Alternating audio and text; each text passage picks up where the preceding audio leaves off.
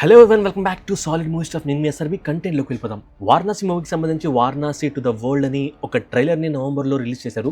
And then Twitter హ్యాండిల్లో ప్రియాంక చోప్రా గారు, పృథ్వీరాజ్ సుకుమారన్ గారు అండ్ మహేష్ బాబు గారు ఈ ముగ్గురు కలిసి ఇంటర్వ్యూ చేసిన ఫొటోస్ కొన్ని బయటకు వచ్చాయి. బట్ దాని తాలూకు ఇంటర్వ్యూస్ ఈ రోజు మిడ్ నైట్ రిలీజ్ చేశారు. అంటే అర్ధరాత్రి యూఎస్ టైం ప్రకారం వాళ్ళు రిలీజ్ చేశారు. సో మూవీ రిలీజ్ అవడానికి ఇంకా 1 year కి పైగా ఉంది. బట్ వీళ్ళు ఇంటర్వ్యూస్ ఇచ్చేశారు అండ్ దాన్ని ఈ రోజు రిలీజ్ చేశారు. సో ప్రతిదీ ప్లానింగ్ ప్రకారం పోతుంది. అండ్ రిలీజ్ డేట్ రివీల్ చేసిన తర్వాత వీళ్ళు ఇంటర్వ్యూస్ ఇప్పుడు రిలీజ్ చేస్తున్నారు. సో మూవీ మీద బజ్ ఎప్పుడు ఉండేలాగా, అంటే కేవలం ఈ మూవీ రిలీజ్ అయ్యే ముందే కాకుండా ఇప్పటి నుండి దాని తాలూకు బజ్ ఉండేలాగా ఎస్ఎస్ఆర్ గారు చూసుకుంటున్నారు. దిస్ ఈస్ నథింగ్ అండి. అంటే ఫ్యూచర్ లో ఇంకా కంటెంట్ రాబోతుంది. అది maybe every month of this year ఏదో ఒక అప్డేట్స్ ని మూవీ టీం ఇస్తూనే ఉంటారనిపిస్తుంది. సో దట్ ఆ హైప్ ఆఫ్ కోర్స్ తగ్గదు, బట్ ఆన్ పాయింట్ ఏం మాత్రం తగ్గకుండా అంతకు మించింది ఇవ్వడానికి రెడీగా ఉన్నారనిపిస్తుంది. ఇన్ కేస్ మనం అనుకున్నట్టుగానే ఎవ్రీ మంత్ ఒక అప్డేట్ ఇస్తే అది నెక్స్ట్ లెవెల్లో క్రేజీగా ఉంటుంది. ఎస్ఎస్ఆర్ గారి నుండి regular update on this movie it's a treat అని చెప్పొచ్చు. ఈవెన్ ఒక స్టార్ కాస్ట్ జాయిన్ అయినా, ఇంకేమన్నా మూవీ గురించి రివీల్ చేసినా, సాంగ్స్ బయటకు వచ్చినా అబ్బో ఇంకా చాలా టైం ఉంది అని అనడానికి లేదు.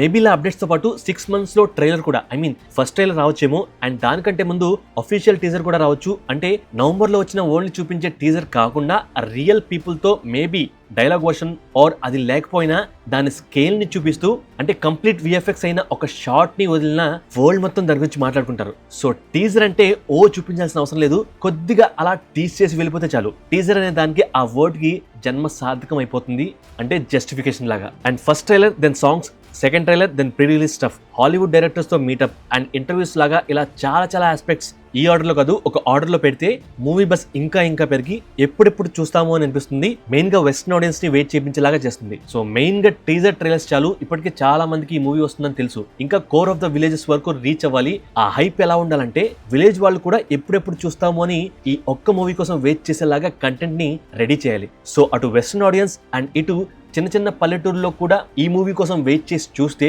ఇక నెంబర్స్ గురించి మర్చిపోవచ్చు. సో దానికోసం మూవీ టీం ఫోకస్ అంతా సోషల్ మీడియా మీదే కాదు, బయటకు వచ్చి గ్రౌండ్ లెవెల్లో ప్రమోషన్స్ చేయాలి. అఫ్ కోర్స్ సిటీస్ లో, టౌన్స్ లో మూవీ వస్తుందని ఒక ఐడియా ఉంటుంది. బట్ విలేజెస్ లో కూడా ఊరు వాళ్ళు వెంటనే చూసేయాలరా అని ఊరు వాళ్ళు అనుకునేలాగా, అనిపించేలాగా చేయగలిగితే it's a biggest victory. So wait చేద్దాం. Movie team promotions western side తో పాటు ఇండియన్ రూట్స్ లో ఏం చేపిస్తారో, ఎలా చేపిస్తారో అని. సో చాలా ఇంటర్వ్యూస్ అండ్ చాలా స్టఫ్ రాత్రి రిలీజ్ అయిన ఆ ఇంటర్వ్యూస్ లో వారణాసి మూవీ గురించి చెప్పారు. సో అందులోని హైలైట్స్ గురించి మాట్లాడుకుంటే ఎస్ఎస్ఆర్ గారు స్క్రీన్ డాంట్ ఇంటర్వ్యూలో, అంటే హైదరాబాద్ లో జరిగిన ఆ Varanasi to the world event తర్వాత ఈ ఇంటర్వ్యూలో ఎస్ఎస్ఆర్ గారు మాట్లాడుతూ ఫస్ట్ పేషెన్స్ తో అంత చలిలో 3 kilometers పైగా నడిచి మంచులో నుంచున్న ఆ ఫ్యాన్స్ ఓపిక్ కి థ్యాంక్ యూ అని చెప్పారు. అండ్ దెన్ ఆస్పెక్ట్ రేషియో గురించి అడిగినప్పుడు designing the world's of Varanasi, ఒక వరల్డ్ కాదు మల్టిపుల్ వర్డ్స్ ఉన్నాయి అన్నారు. సో అందులో ఒకటి రుద్ర ఉన్న ప్రజెంట్ ఇయర్, రెండోది of course Tretayugam, Ramayanam time period. రెండైతే క్లియర్ గా కనిపిస్తున్నాయి. టైం లైన్ ప్రకారం అయితే థర్డ్ వన్ ఫైటల్ సిఈ వారణాసి కూడా చూపించారు. అంటే ఫైటల్ సిఈలో వారణాసి ఎలా ఉంది, 2027 సిఈలో వారణాసి ఎలా ఉంది, అండ్ 7200 BCలో త్రేతాయుగం, ఆ రావణ లంక ఎలా ఉంది, ఆ స్ట్రక్చర్స్, ఆ లైన్ ఇమేజెస్ తో ఏర్పడిన ఆ కొండలు ఎలా ఉండేవి, ఇవన్నీ చూపించడానికి 14:3:1 IMAX రేషియో పర్ఫెక్ట్ అని చూస్ చేసుకున్నాను అని అన్నారు. సో ఇక్కడ త్రేతాయుగంలో యుద్ధ భూమిలో జరిగే కొంత పార్ట్ ఆఫ్ రామాయణం మనకు చూపిస్తున్నారు. సో అందులో రావణాసుని చూపిస్తే తను ఉన్న ఆ రాజమందిరం అండ్ తన సింహాసనం అండ్ తన హోల్ ఐలాండ్, సో ఇవన్నీ చాలా గ్రాండర్ గా చూపించుండొచ్చు. అండ్ అంతకు మించింది శ్రీరాముల వారి ఫైట్ సీక్వెన్సెస్ అండ్ ఆయనతో పాటు ఉన్న వానర్ సైన్యం. సో ఇవన్నీ నెక్స్ట్ లెవెల్లో గ్రాండర్ కి మించి చూపించారు. అండ్ ఆ కుంభకర్ణుడు వద అవన్నీ బిగ్గర్ స్కేల్ లో చూపించాలి. అండ్ మన హనుమంతుల వారిని జెయింట్ గా చూపిస్తున్నప్పుడు లార్జ్ స్కేల్ ఫార్మాట్ లో అయితే ఎలా ఉంటుందో తెలుసా, రోమాలు నిక్కుపరుచుకుంటాయి. ఒక్కసారి ఆయన నోటి నుండి రామ్ అని వస్తే, అంటే జెయింట్ గా మారిన వారి నోటి నుండి రామ్ అని వస్తే ఆ సౌండ్ కూడా, దానికి వచ్చే ఆ వైబ్రేషన్స్ కూడా ఏ రేంజ్ లో ప్రకంపన పుట్టిస్తాయో తెలుసా, కనీసం అంచనాలు కూడా వేయలేరు. సో అలాంటిది ఏదన్నా పెట్టినప్పుడు, సో అలాంటిది ఏదన్నా పెడితే దాన్ని బిగ్ స్క్రీన్ లో చూపిస్తే just imagine it guys. And next 2010లో కలిసి చేయాలనుకున్న మూవీ ఎందుకింత లేట్ అయింది అని అడిగితే, 2010లో మర్యాద రామన్న తర్వాత రాజమౌళి గారి 3 commitments ఉన్నాయంట. సో 6 months లో ఈగా కంప్లీట్ చేద్దాం అనుకుని VFX వల్ల 2 years పట్టింది. అండ్ బాహుబలి 2 years లో కంప్లీట్ చేద్దాం అనుకుని టోటల్ 2 parts కలిపి 3 years టైం పట్టింది. అండ్ RRR మూవీ 2 years లో చేయాల్సింది కరోనా వల్ల టోటల్ గా 3 years టైం పట్టిందని ఆయన చెప్పారు. అండ్ ఫైనల్లీ ఇప్పుడు చేస్తున్నామని అన్నారు. దెన్ అదే టైంలో మహేష్ గారు కలేజా చేసి ఉన్నారు. దెన్ వరుసగా దూకుడు, బిజినెస్ మ్యాన్, సీతం వాకిట్లో, సిరిమల్ చెట్టు ఇలా హ్యాట్రిక్ మూవీస్ కొట్టారు. దెన్ ఆఫ్ కోర్స్ ఆ తర్వాత కొన్ని ఫ్లాప్స్ అండ్ హిట్స్ కూడా పడ్డాయి. సో దీని గురించి మనకు సామెత ఉంటుంది, ఆలస్యం అమృతం విషయం అని. ఆలస్యమైంది, కరెక్ట్ గా అమృతమయ్యే స్టేజ్ లో ఈ ప్రాజెక్ట్ కన్ఫర్మ్ చేసుకుని మూవీ చేస్తున్నారు. అది హీరో గారికి, మిగతా యాక్టర్స్ కి, అఫ్ కోర్స్ డైరెక్టర్ గారికి లేట్ అయినా పర్లేదు, మంచి మూవీని సెట్ చేసుకున్నారు.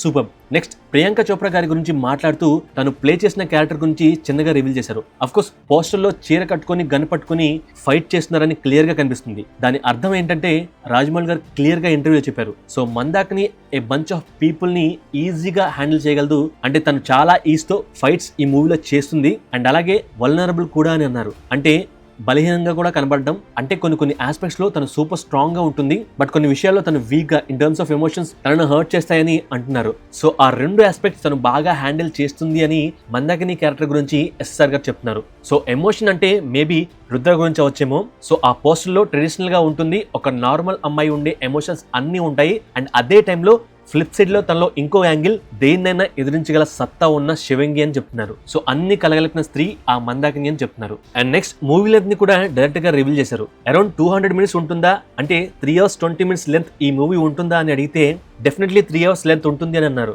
సో తక్కువ 3 గంటలు ఈ మూవీ ఖచ్చితంగా ఉంటుందని అని చెప్పారు. సో దాంతో పాటే 2 parts గా ఈ మూవీ వస్తుందని అడిగినప్పుడు ఎస్ మేము ఫస్ట్ 2 parts చేద్దామని డిస్కషన్ పెట్టుకున్నాం. చాలా డిస్కషన్ తర్వాత సింగిల్ పార్ట్ గానే, అంటే ఓన్లీ 1 part లోనే మేము అనుకున్న మూవీ తీసి ప్రజెంట్ చేద్దాం, వార్నర్స్ కి సీక్వెల్స్ లేవు, సింగిల్ పార్ట్ లోనే స్టోరీ ఎండ్ అవుతుంది అని అన్నారు. సో మల్టిపుల్ పార్ట్ ఐడియా వెంటనే డ్రాప్ చేశామని ఆయన చెప్పుకొచ్చారు. అండ్ రన్ టైం పెరిగితే అంటే 3 hours ఆర్ అంతకు మించి మూవీ రన్ టైం ఉంటే జనాలు చూస్తారా అని అడిగితే అసలు రన్ టైం ఇష్యూవే కాదు, pulling them in to the world అది చేయగలిగితే చాలు, రన్ టైం ఇష్యూవే కాదన్నారు. అంటే ఆయన ఎంత కాన్ఫిడెంట్ గా ఉన్నారంటే వన్స్ ఆడియన్స్ ఈ మూవీ చూడడానికి వచ్చినప్పుడు అలా మూవీ స్టార్ట్ అవ్వగానే ఈ వరల్డ్ లో లీనమైపోతారు, అలా లీనమయ్యేలాగా చేస్తే చాలు, రన్ టైం అంటే మూవీ లెంత్ ఎంత ఉన్నా జనాలు చూస్తారని అన్నారు. అంటే ఆ వరల్డ్ బిల్డింగ్, ఆ స్క్రీన్ ప్లే, ఆ విఎఫ్ఎక్స్ వర్క్స్ అండ్ ఆ బీజిఎం, వాళ్ళ యాక్టింగ్, ఆ విజువల్స్ అవన్నీ మనల్ని కట్టిపడేస్తాయి. ఆ స్టోరీలో ఆ వరల్డ్ లో చూసే ఆడియన్స్ గట్టిగా ఇన్వాల్వ్ అయిపోతారని ఆయన ఇండైరెక్ట్ గా చెప్తున్నారు.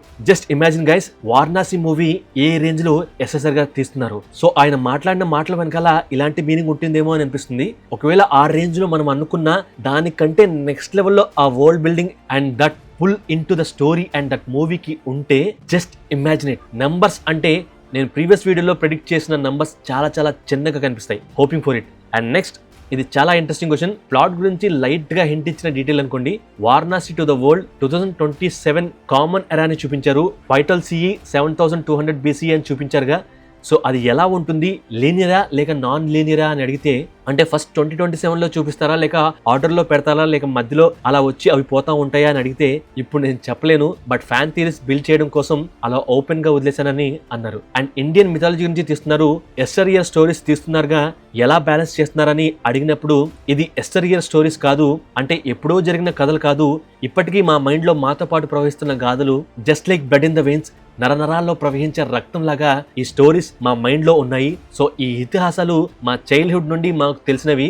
సో అది తీయడం డిఫికల్ట్ కాదు, అది ఈ మూవీలో బ్లెండ్ చేయడం ప్రాబ్లమే కాదు, బట్ అది కరెక్ట్ గా తీయగలనా అంటే ఆడియన్స్ అనుకున్న ఎక్స్పెక్టేషన్స్ కి కరెక్ట్ గా తీయగలనా అనేది డిఫికల్ట్ పార్ట్ అని అన్నారు. సో కొన్ని ఏళ్ల క్రితం జరిగినవి ఇంకా మాలో ఇప్పటికీ ఉన్నాయని అని చెప్తున్నారు. సో ఏదేమైనా సరే ఈసారి ఈ movie Indian audience around the world మాత్రమే కాదు, western audience and around the international audience other than Indian, వాళ్ళందరినీ ఒక ఊపేస్తుంది అని ఖచ్చితంగా చెప్పొచ్చు. అంటే జస్ట్ సీన్ అండ్ అందులోని execution and mainly emotional parts తో ఎస్ఎస్ఆర్ గారు నరికవతలు పడేస్తారు. దానికి సపోర్టివ్ గా ఈ డిఫరెంట్ టైప్ ఆఫ్ వరల్డ్స్ ని చూపించడం అండ్ ప్రాపర్ విఎఫ్ఎక్స్ వర్క్స్, అంటే ఆల్రెడీ పాస్ట్ 1 year నుండి ప్రీ ప్రొడక్షన్ లో విఎఫ్ఎక్స్ వర్క్స్ జరుగుతున్నాయంట. అండ్ వన్స్ మూవీ షూట్ చేసిన తర్వాత అది పోస్ట్ ప్రొడక్షన్ లో విఎఫ్ఎక్స్ పనులకు ఈజీ చేస్తుందని ఇంటర్వ్యూ లాస్ట్ లో చెప్పారు. సో అలాంటి పర్ఫెక్ట్ విఎఫ్ఎక్స్ తో ఆ వరల్డ్ ని విత్ ఎమోషన్స్ చూపించినప్పుడు మూవీ ఏ రేంజ్ లో జనాలకి రీచ్ అవుతుందో just imagine it guys. And మన వీడియో నచ్చితే ఫస్ట్ లైక్ కొట్టి దాన్ని సబ్స్క్రైబ్ చేసి మూవీస్ ని ఇష్టపడే మీ ఫ్రెండ్స్ కి ఈ వీడియో షేర్ చేయండి. అండ్ మహేష్ గారు, ప్రియాంక చోప్రా గారు అండ్ పృథ్వీరాజ్ సుకుమారన్ గారి ఇంటర్వ్యూ వీడియోని కూడా